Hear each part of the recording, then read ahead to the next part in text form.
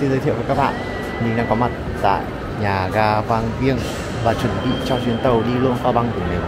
Như các bạn có thể nhìn thấy ngay sau lưng của mình ở đây là một cái ngôi nhà cổ. Và Luang Prabang thì có rất là nhiều những cái ngôi nhà cổ như thế này. Trên của đỉnh đồi thì sẽ nhìn thấy được toàn bộ thành phố Luang Prabang.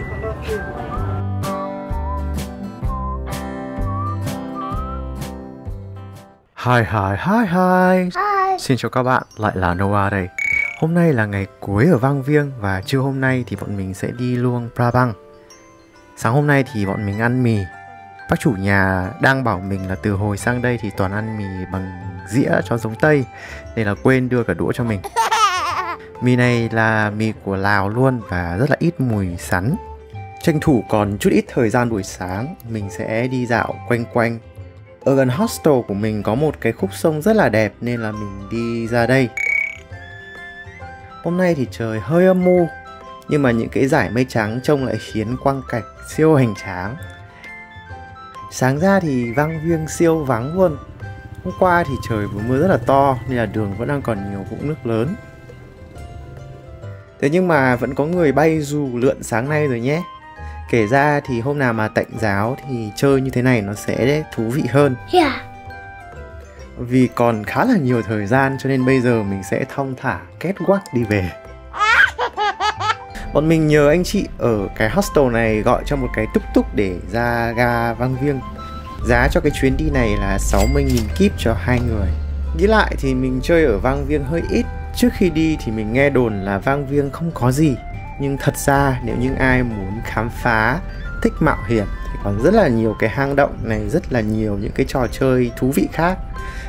Cho nên là có thể một ngày nào đó thì mình sẽ quay trở lại đây. Còn bây giờ thì hãy ngắm nhìn quang cảnh yên bình một lần nữa thôi nào. Mất khoảng đâu đấy 20 phút thôi là bọn mình đã tới gần ga Vang Vieng.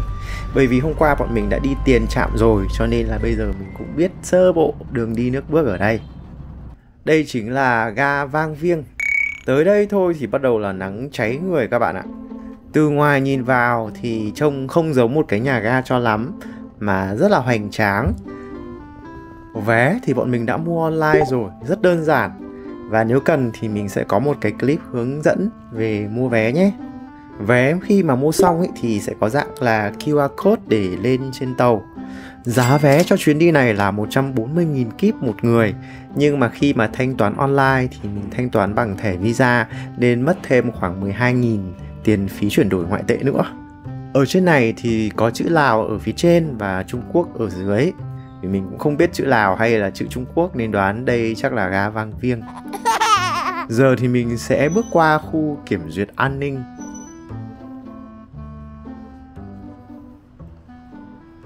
Như các bạn có thể nhìn thấy là đằng sau của mình là cái đội ngũ kiểm tra an ninh ở đây. Ở đây không khác gì một cái sân bay cả, tức là mình phải kiểm tra an ninh rất là kỹ lưỡng và rất là nhiều thứ thủ tục rắc rối ở đằng sau. Cũng có thể hiểu được vì chuyến tàu này là tàu quốc tế, có thể sang tận Trung Quốc và giá trị cũng lớn nữa, nên là cũng cần an toàn, không khác gì bạn đang đi máy bay cả. Có thể để ý thấy rằng là mọi thứ xung quanh thì sử dụng tiếng Lào và tiếng Trung Quốc, rất là ít tiếng Anh. Ở đây cũng sử dụng tiếng Anh nhưng sẽ là ngôn ngữ thứ ba thôi. Quãng đường từ Vang Vieng đến Luang Prabang là khoảng hơn 170 km và dự kiến thì sẽ đi trong 1 tiếng đồng hồ thôi. Đằng sau của mình là một cái máy lấy nước khá là hiện đại. Phải nói rằng là trong cái sân bay này có khá là nhiều thứ cũng khá là hay ho. Nước này ở đây là nước nóng 100 độ nhé. Khi có thông báo một cái là mọi người đứng lên để chờ xếp hàng luôn. Bạn nhân viên này sẽ quét mã QR code và đôi khi sẽ kiểm tra hộ chiếu.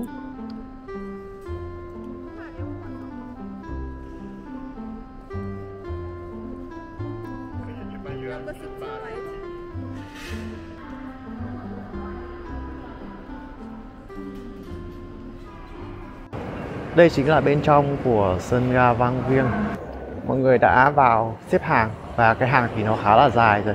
Thì bây giờ mình sẽ đứng chờ đây một lúc, khi mà tàu về thì mình bắt đầu mới lên.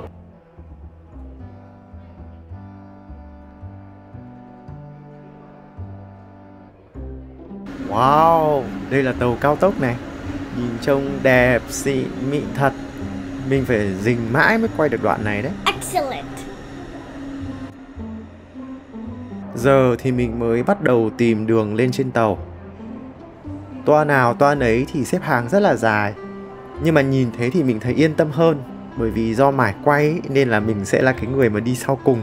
Nhưng mà như thế này thì không thể trễ được. Toa của mình thì lại còn phải đi ra đằng sau nữa.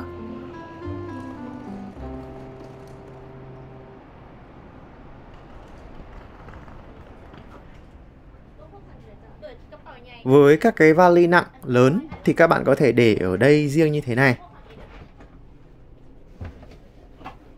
Hoặc thực ra hoàn toàn vẫn có thể để ở phía trên cái chỗ ngồi của mình. Hiện tại thì mình đã có mặt ở trên tàu.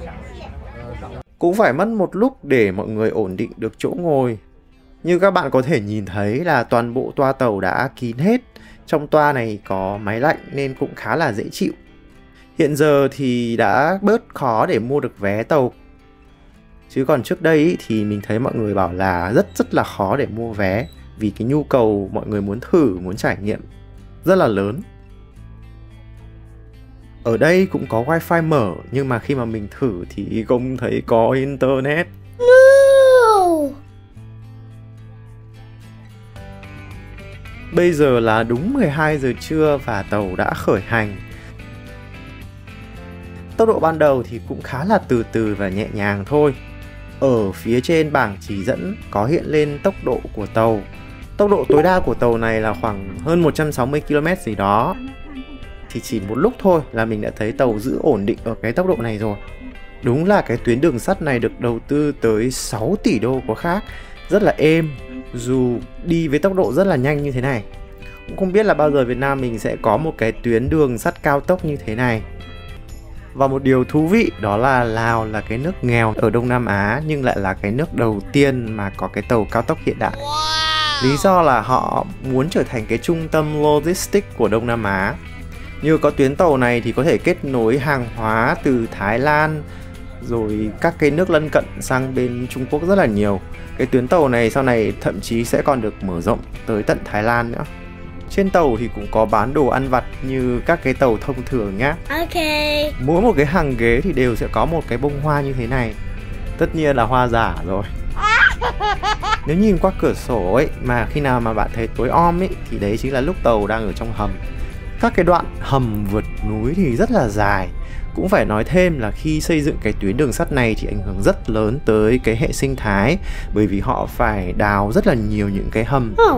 Thành ra là khi đi tàu chúng ta sẽ thấy những cái đoạn sáng tối đan xen nhau. Nhưng mà mình thấy là những cái đoạn mà sáng ấy thì nó ít hơn. Bây giờ thì mình sẽ thử đi khám phá xem phòng vệ sinh ở đây sẽ như thế nào nhé. Nhìn chung thì nó cũng giống như ở trên máy bay thôi.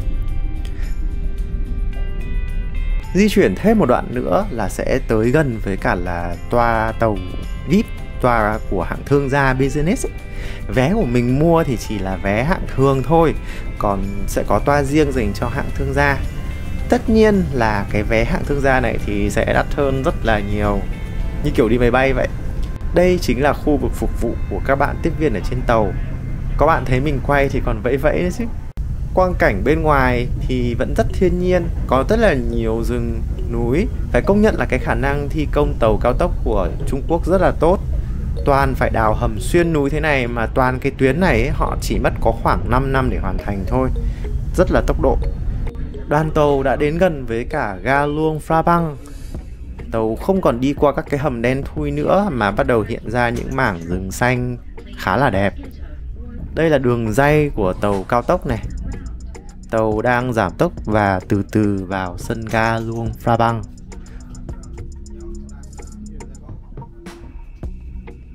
Bây giờ đúng là 12 giờ 58 phút luôn. Chạy siêu đúng giờ và rất là nhanh luôn ấy. Mình đã có mặt tại sân ga Luang Prabang và chuyến tàu này đi thực sự rất là nhanh. Sơ bộ thì sân ga này khá là đồng nhất với sân ga ở Vang Vieng, nhìn trông nó cũng giống. Bây giờ thì mình sẽ đi ra. Đi ra thì vẫn cần phải quét QR code nhé. Chà, bây giờ là buổi trưa cho nên là cũng tương đối khá là nóng. Ga Luang Prabang thì có vẻ là to hơn ga Vang Vieng. Bây giờ thì mọi người bắt đầu tìm cách để về trung tâm của Luang Prabang. Phần lớn thì mình thấy là mọi người đều lên trên những cái xe buýt dạng minivan này. Nên là bây giờ để mình hỏi xem là sẽ về kiểu gì.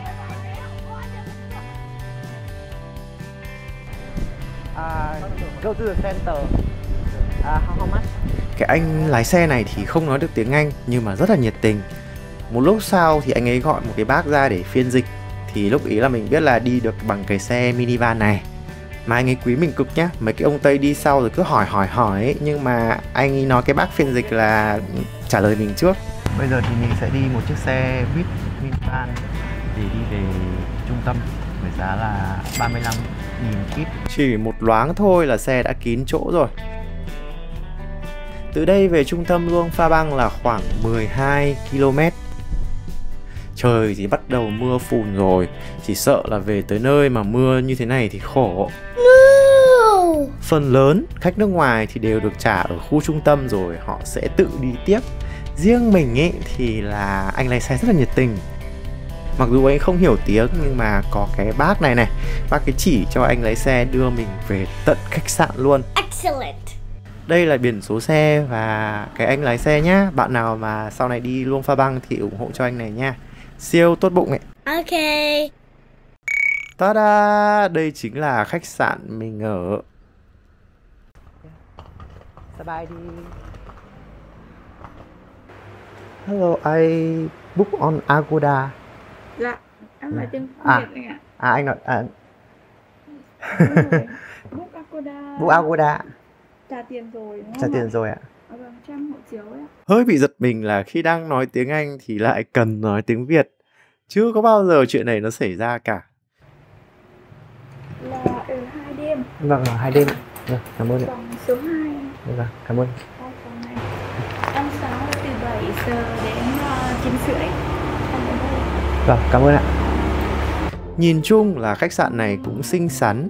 Phòng của mình thì ngay đây rồi.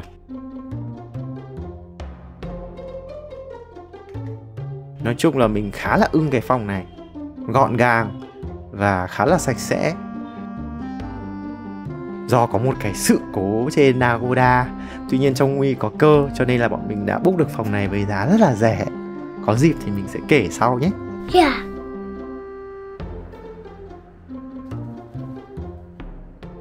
Bây giờ thì mình sẽ tìm đường để đi ăn. Bọn mình sẽ đi bộ để đi ăn trưa. Bây giờ là khoảng 1 giờ rưỡi chiều, nhưng mà hy vọng vẫn còn quán mở. Bởi vì bây giờ bụng siêu đói rồi. Ấn tượng đầu tiên của mình đó là những cái ngôi nhà hay đường phố ở đây dù không quá là to, nhưng mà mang trong mình một cái cảm giác gì đấy rất là sang. Đây là cái bùng binh, chắc là cái bùng binh nổi tiếng nhất ở đây thì phải. Khá là đẹp. Và chị Google đã giúp mình tìm được cái quán này, có tên gọi là Khmu. Cái quán này thì có quyển menu khá là đẹp. Bọn mình cũng muốn thử ăn các cái món đặc sản ở đây xem sao. Yeah. Và đây chính là món salad Luang Prabang. Còn đây chính là khao soi với chữ Y dài. Còn đây chính là cà ri, ăn cũng khá là ngon. Tổng thiệt hại là hết 166.000 kip. Thực ra thì cũng không đắt, nhưng mà đang từ cái vùng quê Vang Vieng với giá rất ưu đãi thì thấy là hơi bị sốc. Bọn mình sẽ nghỉ một lúc, chờ cho chiều bớt nắng rồi sẽ đi chơi sau. 2 hours later. Thức dậy cái đầu tiên là phải đi giặt. Do lỡ vào đây thôi chứ giá ở đây thì không hề rẻ một tí nào. Đó là 30.000 kip một cân. Giờ thì mình sẽ tiếp tục đi bộ tới trung tâm của Luang Prabang. Nhà cửa ở đây thì rất là đồng đều nhau nên là tổng thể trông rất là hòa hợp, chứ không phải kiểu cái to cái bé như là một số nơi khác. So với Viêng Chăn thì ở đây nhiều xe máy hơn, nhưng mà nói thật thì mình cảm thấy rằng ở đây có cái gì đấy nó quý tộc và nó sang sang. Mặc dù thì đây là cố đô thôi, Không khí thì rất là thanh bình. Ở Luang Prabang nói riêng và ở Lào nói chung thì có thể dễ dàng gặp các cái vị sư. Thì đây là có một cái chú tiểu này. Đây chính là chợ đêm Luang Prabang và cũng chính là trung tâm của Luang Prabang luôn. Các bạn có thể nhìn thấy là mặc dù là chợ đêm nhưng mà bây giờ chưa tới 6 giờ, tầm khoảng 5 rưỡi tối thôi thì tất cả mọi người đã bày hết hàng quán ở ngoài này như thế này rồi. Và phải nói rằng là ở đây thì nhộn nhịp hơn là ở Vang Vieng rất là nhiều. Mình thấy người bán ở đây thường ngồi luôn trên cái tấm chiếu này. Thường là ở những cái nơi khác thì mình thấy là mọi người sẽ ngồi ghế này hoặc là họ đứng này. Khách du lịch tập trung ở đây thì khá là đông. Như các bạn có thể nhìn thấy ngay sau lưng của mình ở đây đó là một cái ngôi nhà cổ. Và ở Luang Prabang thì có rất là nhiều những cái ngôi nhà cổ như thế này. Tất nhiên bây giờ thì chưa phải là giờ để đi chơi chợ đêm. Bọn mình sẽ khám phá cái ngọn đồi nổi tiếng nhất ở đây trước. Nó ở ngay cái khu chợ này. Đó chính là đồi Pho Si. Pho Si thì có nghĩa là ngọn đồi thiêng. Ngay sau lưng của mình ở đây là đường để lên trên đồi. Cũng lưu ý một xíu là ở trên này là chùa, cho nên là cần chỉn chu một chút khi mà leo đồi nhé. Ok. Từ góc này thì có thể nhìn thấy được bảo tàng quốc gia tại Luang Prabang.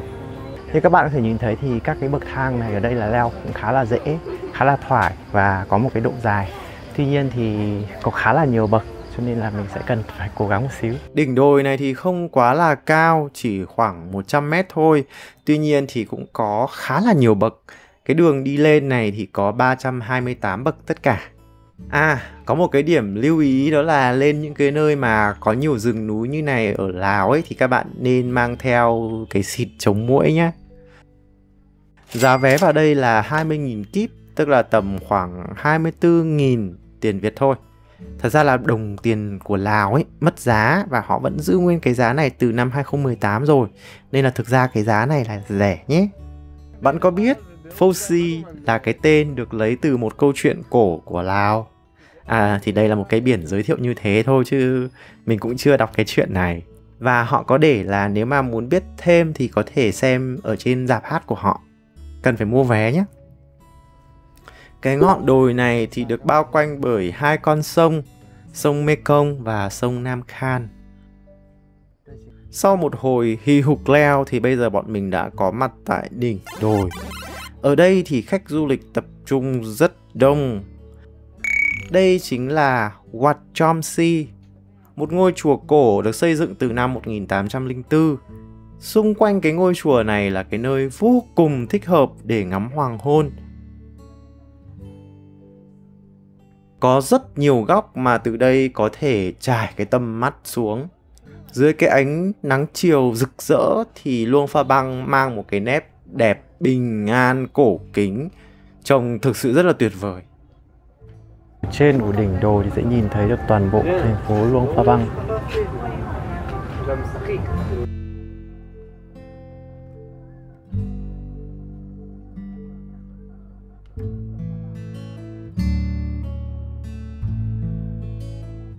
Góc này là nơi mà mọi người thi nhau chụp sống ảo. Bởi vì từ đây có thể nhìn xuống dòng sông Mekong và nhìn cái view này thì cứ như kiểu bạn đang ở trên đỉnh đồi vậy.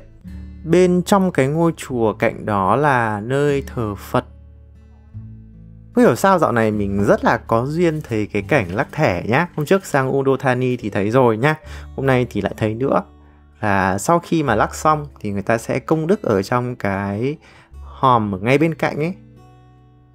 Sau khi mà đã ngắm chụp rất là nhiều ảnh ở đây thì bây giờ mình sẽ đi xuống. Yeah. Khi lên thì có một đường, còn khi xuống thì sẽ là một cái đường khác. Và đường xuống ở đây thì là 355 bậc. Đoạn đi xuống này thì có rất nhiều tượng Phật vàng luôn. Đường đi xuống này thì sẽ dẫn ra một cái hướng khác.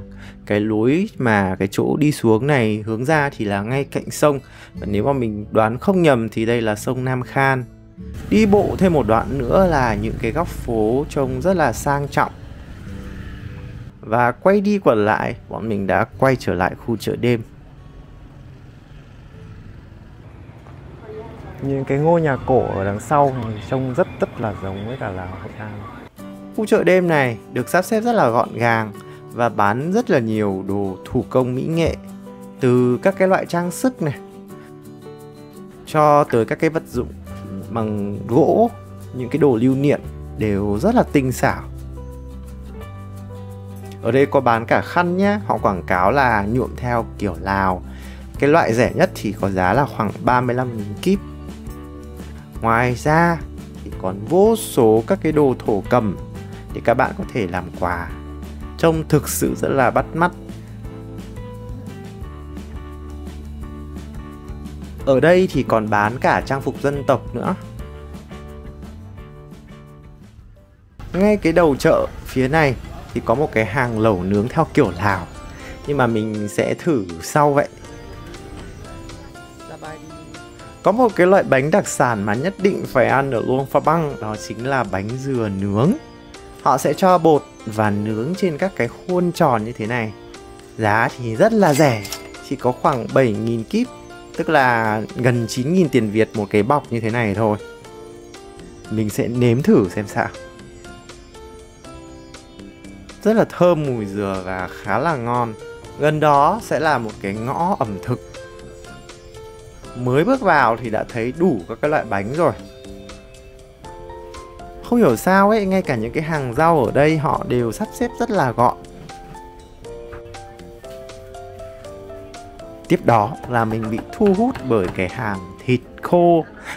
Thật ra thì là mình rất thích ăn những cái thứ thịt khô. Đây toàn là đặc sản của Lào thôi. How much per 50,000 for 100 gram. 50 thôi. Giá thịt bò là 50.000 kíp một lạng. Còn thịt lợn là 40.000 kíp. Cái này là 50, cái này là 40. Còn cái loại thịt bò nướng mà tươi này ấy, thì là 130.000 kíp. Thôi mình sẽ mua mỗi một loại 30.000 kíp để ăn thử. Thì kinh nghiệm là loại đắt nhất thì là ngon nhất nhá. Giờ thơ thì 30.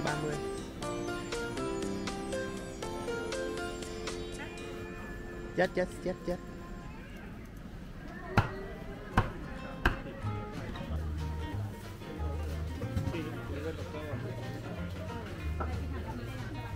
Tiếp tục sẽ là thế giới đồ nướng siêu hấp dẫn. Từ gà nướng này, cá nướng này, xúc xích nướng này, vân vân và mấy nướng. Sau đó lại là một cái nhà hàng buffet với khá là nhiều món, nhưng mà mình sẽ dành bụng để ăn vặt thêm mấy món nữa.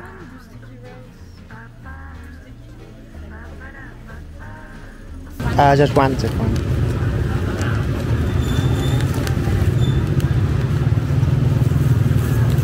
No need. Đây thì là bánh nếp nướng.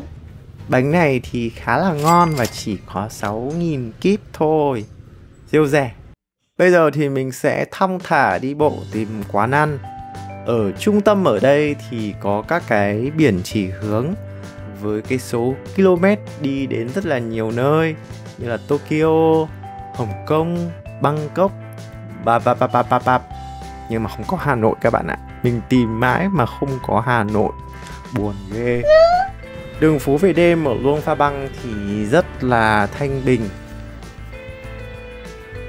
Ở đây có những cái ngôi nhà rất là cổ. Lòng vòng một hồi thì cuối cùng mình cũng đã tới được quán này, có tên là Bamboo Garden Restaurant. Ở đây có khá là nhiều món để lựa chọn nhé. Nhưng mà sau cùng đây là những thứ mà mình đã gọi được. Sinh tố xoài, họ mang ra trước, rất là ngon. Lạp cá, món đặc trưng của người Lào. Tuy nhiên là mình không dặn cho nên là lúc ăn thì cay phát khóc luôn các bạn ạ. Kèm theo đó là mình gọi thêm một cái món dễ ăn, đấy là Tom Yum. Nhìn chung thì các món ăn này thì đều ăn được và tổng thiệt hại là 200.000 kíp. Sau một ngày rất dài thì bọn mình đã về được tới khách sạn rồi đây. Hẹn gặp lại các bạn ở trong các video tiếp theo. Bye.